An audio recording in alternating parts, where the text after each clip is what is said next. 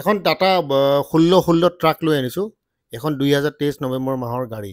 ऊपर चाहो पड़े 22 फुट गाड़ी और 12.5 टन पेलोड। इसका हिंदी वीडियो ऑलरेडी जीटूस ऑटो हब में अवेलेबल है, आप वहाँ पे जा सकते हैं जिसको हिंदी में चाहिए। तो एखन गाड़ी আহিছে আজি 22 ফুটৰ গাড়ী 12.5 টন পাছিং। দামটো 17.5 লাখ টকা।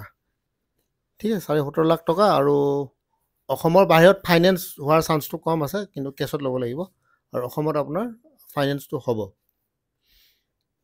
তো এইখন গাড়ী আপোনালোকৰ পৰা দেখুৱাম আজি, বেলেগ একো নাই।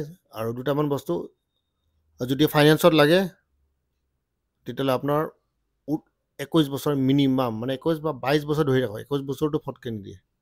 আৰু চিভিল ভাল হ'ব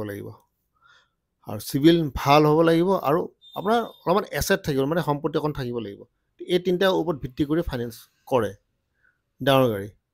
ইয়াত ডাঙৰ গাড়ী যদি আপুনি ফাইনেন্স লাগে তেতিয়াহ'লে এখন হ'লেও আপোনাৰ আগৰ গাড়ী থাকিব লাগিব, বা ড্ৰাইভাৰ প্ৰফাইলটো হ'ব লাগিব, ড্ৰাইভাৰ প্ৰফাইল। মানে ফাইনেন্স কোম্পানী বহুতখিনি চাই, যদি আপোনাৰ 10 লাখ 12 লাখ টকা যদি ফাণ্ডিং কৰিবলৈ এনেই দি নিদিয়ে। আৰু ফাইনেন্সটো তেওঁৰ কাৰণেও সুবিধা, যাৰ আগৰ লোন আছে, 2-3খন গাড়ী আছে, যিটো কয় ফেণ্টাষ্টিক প্ৰফাইল, তেওঁলোকে সোনকালে লোনটো পায়। ঠিক আছে, বাকী এইটো চাওক।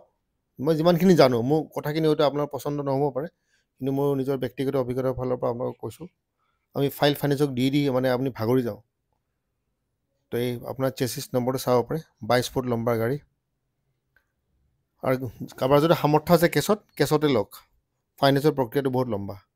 এনেকৈ ভাল লাগে 2 লাখত উলিয়াই দিম, 3 লাখত উলিয়াই দিম, চব মিছা কথা আপোনাৰ। ঠিক আছে, 30% ডাউন পে'মেণ্ট দিব লাগিব। মই কথাবোৰ অলপ খাৰাংখাচকৈ কওঁ, কিন্তু 10টা ফাইল দিলে 8টা ফাইল ৰিজেক্ট হয়, 2টা ফাইলে হয়। ঠিক আছে, এইটো ড্ৰাইভাৰ কেবিন। মানে এটা কথা মনত ৰাখিব, 5 লাখ টকাৰ ওপৰত যদি ফাইনেন্স কোম্পানীয়ে ফাইনেন্স কৰিব যায়, বহুতখিনিয়ে চায়। বাকী 2 লাখ টকা 1 লাখ টকা এইবোৰ ইমান এটা নাচায়। বাকী 6টা টায়াৰ যি আছে আপোনালোকৰ সন্মুখতে আছে, 17.5 লাখ টকা এখন গাড়ী।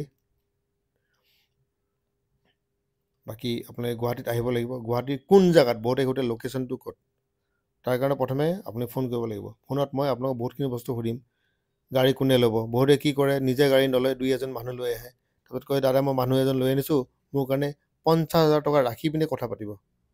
তো এইবোৰ ক্ষেত্ৰত বহুতখিনি অসুবিধা হয় আমাৰ। তো আমি বিচাৰোঁ যে যোনে লয় তেওঁৱে যাতে ইয়াত আহে। ঠিক আছে, মানে আমাক কাষ্টমাৰ লাগে, মানে বেপাৰীৰ লগত আমি ইমানকৈ ফটকৈ কাম নকৰোঁ।